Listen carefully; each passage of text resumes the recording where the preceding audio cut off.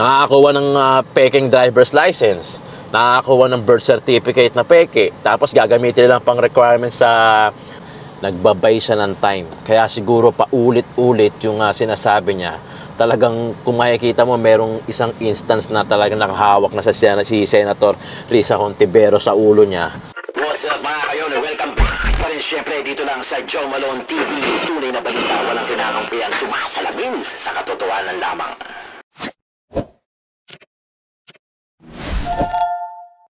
Okay. So, magbibigay lang tayo ng reaction vlog regarding do sa gumugulong na hearing sa Senado kung saan ay kaugnay o involved si Mayor Alice Go ng Bamban, Tarlac, at pati na rin sila yung mga senator natin na naghi-hearing sa kanya, no? So, ito naman disclaimer lang, ito naman yung ating opinion, haka-haka doon sa mga gumugulong. Although it's not final yet, pero ito yung aking pananaw. Pwede mo kong i-correct kung meron man na akong nasabing hindi sakto, tama o kaugnay doon sa mga nangyayari ngayon sa kanyang hihiring, no? Si Mayor Alice Go Mayor Alice Go ng Bamban, Tarlac, yun nga, gumugulong na yung kaso, no? So sa tingin ko, maraming mahaba-haba pa to. Mahaba-haba pa, marami pang pwedeng mangyari dahil talagang ang strategy sa tingin ko ang ginagawa ni Mayor Alice Go nagbabay siya ng oras, no? Nagbabay siya ng time. Kaya siguro paulit-ulit yung sinasabi niya. Talagang kung makikita mo, merong isang instance na talagang nakahawak na si Senator Risa Hontiveros sa ulo niya. Dahil sa sobrang dami ng papel, including SALN, kung mga investigation niya, yung mga nag-gather niya sigurong ebidensya labang kay Mayor Alice Go, talagang sumasakit na yung ulo ni Senator Risa Hontiveros dahil talaga nakakasakit ng ulo yun. Imagine mo, para kang nagbabar exam na review. Para kang nag-re-review sa exam mo na sa sobrang dami ng papeles na nasa harapan mo, tapos kailangan mo siyang isasok sa utak mo, i-analyze mo para malaman mo talaga kung nagsisinungaling ba si Mayor Alice Go o nagsasabi siya ng totoo. So laging ginigiit napanood natin, ang dami nating napanood sa kanya from first hearing ata yun hanggang sa nung May 22, May 7 May 7 saka May 22 actually, parang yun nata yung napanood ko. Talagang ang madalas na sinasabi, meron siyang common denominator. Hindi ko alam kung talagang yun ang sinabi sa kanya ng lawyer niya o talagang ginigiit niya talaga yon na kailangan sasabihin niya na Pilipino siya. Hindi ko alam, no? Pero in-explain naman niya kay Ma'am Karen Davila kung bakit niya nasabi na hindi ko alam. Kasi nga natataranta raw siya, hindi raw siya sanay sa maraming camera, hindi raw siya sanay sa mga interviews na gano'n, sa mga media. Siyempre, mayor nga naman siya. Kaya ang nasagot niya, hindi ko alam. Pero para sa akin, parang nagbabay siya ng oras para tumagal, humaba yung hearing to the point na parang onti lang yung na-achieve doon sa hearing Kasi nga, syempre, wala siyang, hindi niya bit-bit yung mga dokumentong inihingi sa kanya ni Senator Risa Hontiveros. Yung netong nakaraan lang, hindi umabot kay Senator Jinggoy na yung pag-uusapan nila, yung kung meron siyang boyfriend na mayor din o politician na nagmamanage ng Pogo na sabi na di umano sa kanya daw. So, hindi na umabot doon. Tinapos na Senator Risa Hontiveros kasi nga sa sobrang haba na investigation. Kasi nga, ang paikot-ikot si Mayor Alice Go na sinasabi niya na Pilipino ako. Kasi the moment na mapatunayan na hindi siya Pilipino at nanalo siya bilang mayor ng Bamban, Tarlac, talagang tapos ang laban, no? Kasi syempre, kung hindi ko alam, pero sa aking palagay, kung politician ka sa isang bansa, dapat lokal ka doon. I mean, yung citizenship mo, kung halimbawa sa Pilipinas, mayor ka o kahit congressman, senador, sa tingin ko, ang pinaka-first requirement ata sa pagkakaalam ko, kailangan citizenship mo Pilipino. Kasi tama naman, kasi hindi naman pwedeng dito ka tatakbo sa isang posisyon ng local o national man, tapos ang nationality mo iba. Sabi, doon pala magkakaroon na ng conflict of interest. Kaya lagi niya siguro sinasabi na I am Filipino, lumaki ako sa farm. No, di ba? Nagbabay siya ng oras eh. Talagang sinasadya niya na pahabain yung usapan. Talagang parang maboring na yung ano, mainip na, tapos i-suspend na yung hearing para sa susunod na hearing maka-attend siya, at least mas equip siya. Mas handa siya doon sa mga sasabihin na pwedeng itanong at pwedeng ibato sa kanya. Lalo na ngayon, dumadami yung ebidensya na pine-present nila Senator Sherwin Gatchalian, ni Senator Jinggoy, pati na rin ni Madam Chair Risa Hontiveros. Tapos ito nga, yung naubos yung oras doon kay Madam Loren Legarda, Senator Loren Legarda, kasi parang pinaulit ni Madam Loren Legarda yung kung saan siya lumaki. Tapos pinagsasalita pa siya ng Chinese, which is Fokien nga. So ang paulit-ulit, 'di ba? Paulit-ulit kung napapanood nyo sa upload natin. Paulit-ulit yung sinasabi ni Mayor Alice Go. At hindi 'yun at hindi, para sa akin hindi 'yun sa wala siyang alam eh. Talagang pinapahaba niya, nagbabay siya ng oras. 'Yun ang strategy na ginagawa niya para humaba at masuspended na yung hearing para makapag-usap pa sila ng lawyer niya. I don't know O, ano lang yun yun lang naman opinion lang natin. Siguro ganun. Dahil sa napapanood natin syempre, I'm sure naman yung mga senator na nandoon sa hearing na yun, hindi naman siguro pinanganak yung kahapon na talagang, syempre, inis na yun, no? Alam kasi nila na, siyempre, may mga kanya-kanyang opinion yan, na niloloko sila, nagsisinungaling si Mayor, sinasabi nila. So, pikon na yan, pero syempre, as a senator, hindi sila dapat mapikon. Syempre, maximum tolerance pa rin. Dapat patuloy pa rin yung investigation nila, yung gumugulong, kahit na sa totoo lang, inis na sila. Sa tingin ko, kasi base sa salita nila, base sa gesture ng mukha nila, ng body language ng katawan nila, inis na sila. Kaya feeling ko, di lang makaimik. Siyempre, di naman pwede magsigawan yan, gaya nung kay Senator Jinggoy, sa kay Jonathan Morales na talagang may sigawang portion pa. Pero siyempre, kailangan kalmado para maisagawa yung investigation, mapagduktong-duktong yung mga ebidensya na hawak nila. Sobrang dami ng hawak ng ebidensya ni Senator Sherwin, pati ni Madam Chair Risa Hontiveros. Yung biri mo, yung SALN, iba-iba pala yun, hindi lang pala isang buo siya. So yung SALN, yung mga investigation dun sa mga birth certificate na sinasabi nga na walang record yung magulang, 'di ba? Sinasabi ni Pinay siya, ni Mayor Alice Go na Pinay siya, pinanganak siya sa farm, tapos tatay niya Chinese, tapos nanay niya Pilipino. Talagang gano'n ang ginigiit niya.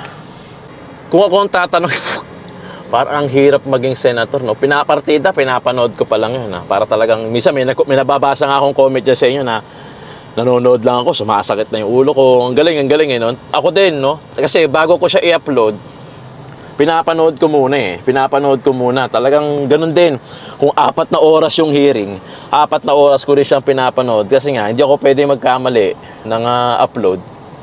Kasi syempre, makaka-apekto yon doon sa inyo, sa mga viewers natin. Kaya talagang nasusubaybayan ko din sa ayaw at sa gusto ko na ma-involve sa politics. Nasusubaybayan ko din. Kasi nga, importante kasi, for me importante kasi na ma-involve din tayo. I mean, hindi involved. Na alam natin, na aware tayo doon sa politics na nangyayari sa ating bansa. Kasi nga, syempre, doon tayo naninirahan sa loob ng Pilipinas. Dapat alam din natin kahit papaano, kung hindi man ganun kabihasa, na alam natin yung politics in and out sa Pilipinas. Kahit papaano, may alam ka, may aware ka, kahit papaano may concern ka doon sa nangyayari sa Pilipinas. Like, itong kay Mayor Alice Go.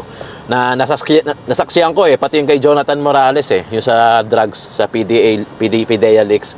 Napanood natin. So, syempre, may haka-haka tayong sarili sa atin kasi, pati kayo na nanonood, pwede tayong mainis.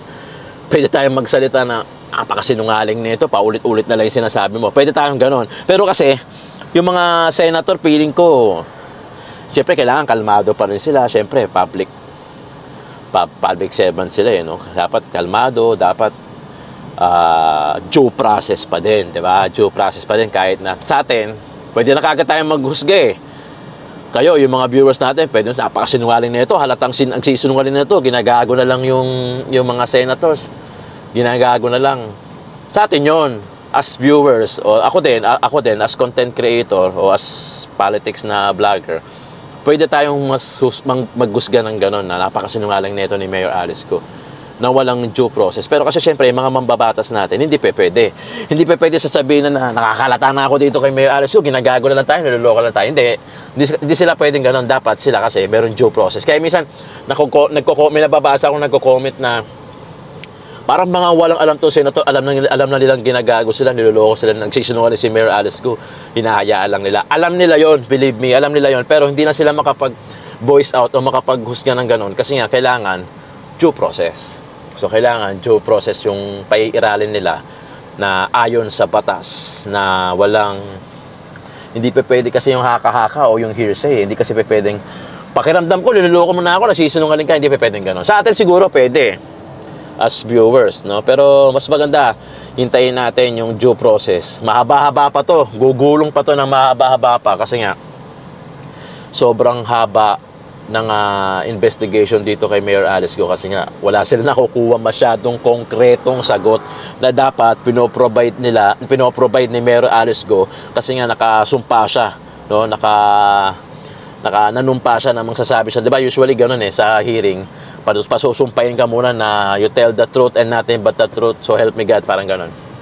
So kailangan doon din sila magbabase sa sagot ni Mayor Alice Go, which is hindi nila nakukuha yung konkretong sagot from Mayor Alice Go, kaya talagang humahaba pa yung ating discussion.